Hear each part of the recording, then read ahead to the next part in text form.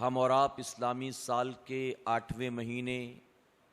ماہ شعبان المعظم میں داخل ہو چکے ہیں، اور آپ نے پچھلے مہینے اس کے حوالے سے سنا کہ حضور اکرم صلی اللہ علیہ وسلم نے اس ماہ مبارک کی فضیلت کو ان الفاظ میں بیان کیا کہ آپ صلی اللہ علیہ وسلم ارشاد فرماتے ہیں کہ رجب یہ اللہ کا مہینہ ہے، شعبان یہ میرا مہینہ ہے، اور رمضان یہ میری امت کا مہینہ ہے۔ تو ذرا سوچیں کہ یہ مہینہ یہ حضور اکرم صلی اللہ علیہ وسلم کا مہینہ ہے۔ میرے آقا صلی اللہ علیہ وسلم کے صدقے میں رب نے ساری کائنات کو پیدا فرمایا ہے۔ تمام مہینے، دن، ہفتے، گھڑیاں، لمحے سب انہی کے صدقے میں، لیکن آپ اسپیشلی فرماتے ہیں اس مہینے کے بارے میں کہ شعبان یہ میرا مہینہ ہے۔ آپ اس کی فضیلت کو کچھ اس طرح سے سمجھ سکتے ہیں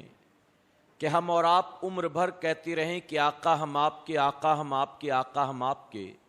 اور قیامت کے دن میرے آقا صلی اللہ علیہ وسلم ایک بار فرما دیں کہ فرشتوں اسے چھوڑو یہ میرا غلام ہے۔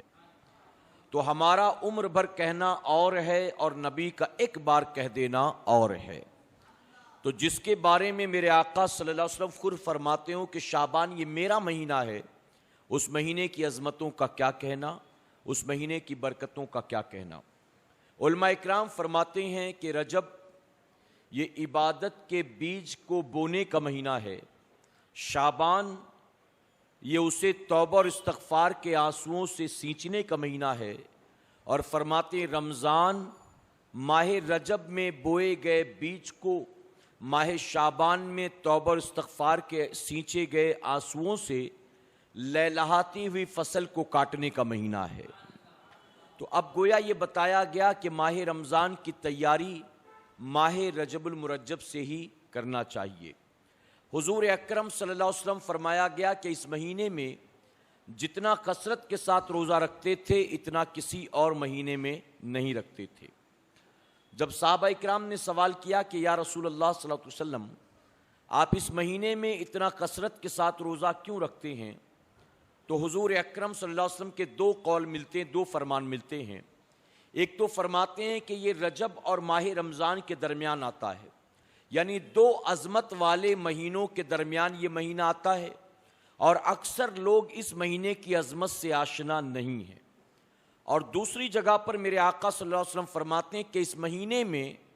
بندوں کے نامہ اعمال اللہ کی بارگاہ میں پیش کیے جاتے ہیں۔ تو میری یہ تمنا ہے کہ میں اس مہینے میں روزہ رکھوں تاکہ جب میرا نامہ اعمال اللہ کی بارگاہ میں پیش ہو تو اس وقت میرا روزہ ہو۔ اور ایک دوسری حدیث مبارکہ میں میرے آقا صلی اللہ علیہ وسلم فرماتے ہیں کہ اللہ نے ماہ شعبان کو تمام مہینوں میں وہی فضیلت عطا کیا ہے جو فضیلت اللہ نے مجھے تم پر عطا فرمایا ہے، یعنی تمام انسانوں میں جو میری فضیلت ہے ماہ شعبان کو وہی فضیلت تمام مہینوں میں حاصل ہے۔